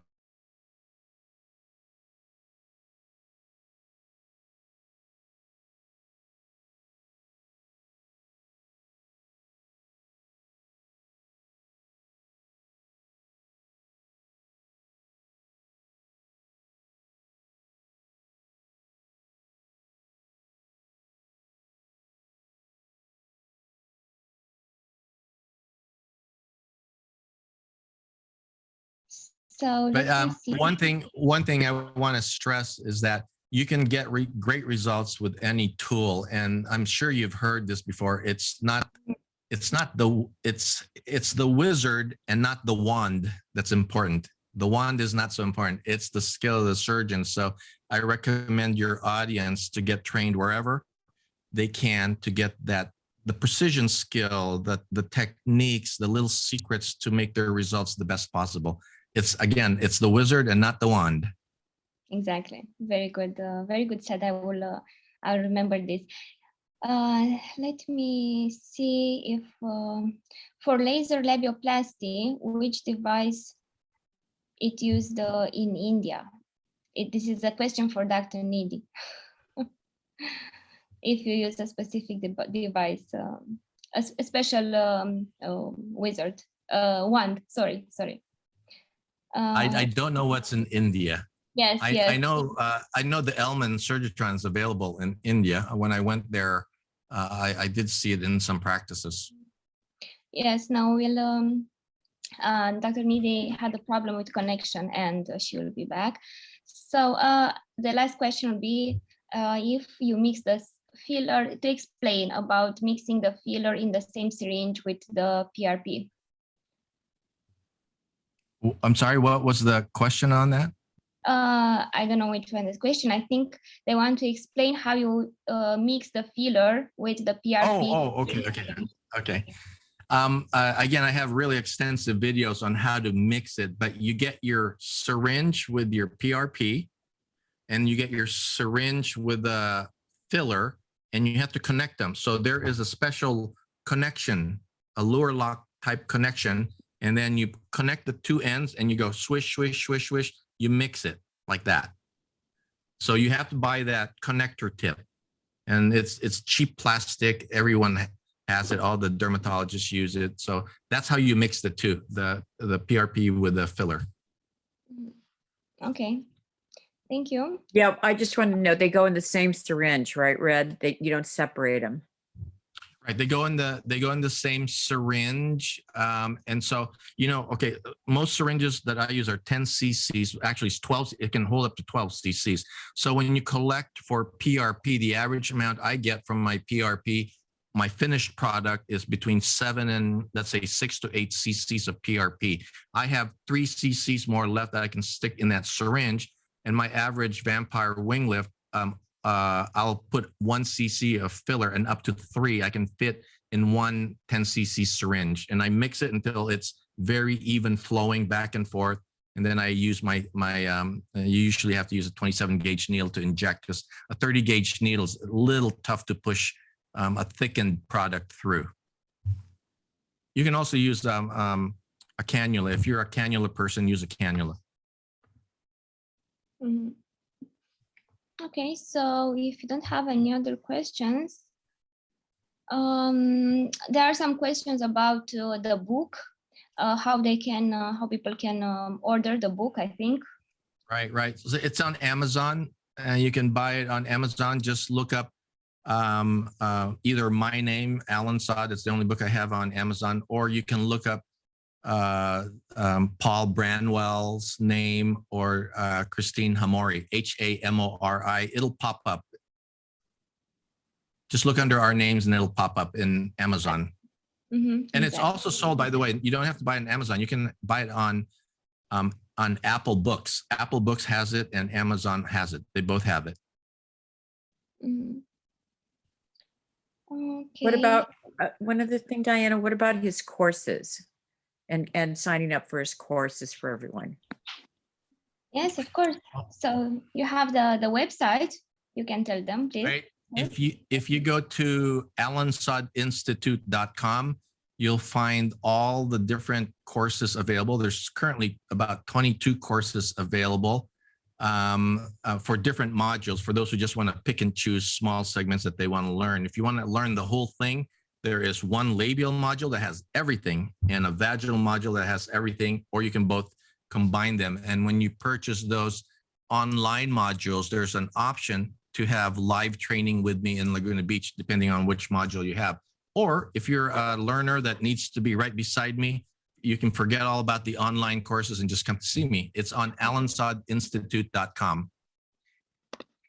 Yeah, so if you just search for Dr. Red Allison's name, you will find the first one, the first website you will find, it will be this website, and there we'll have the online training and all the courses, and it's very easy to find them all. It's right.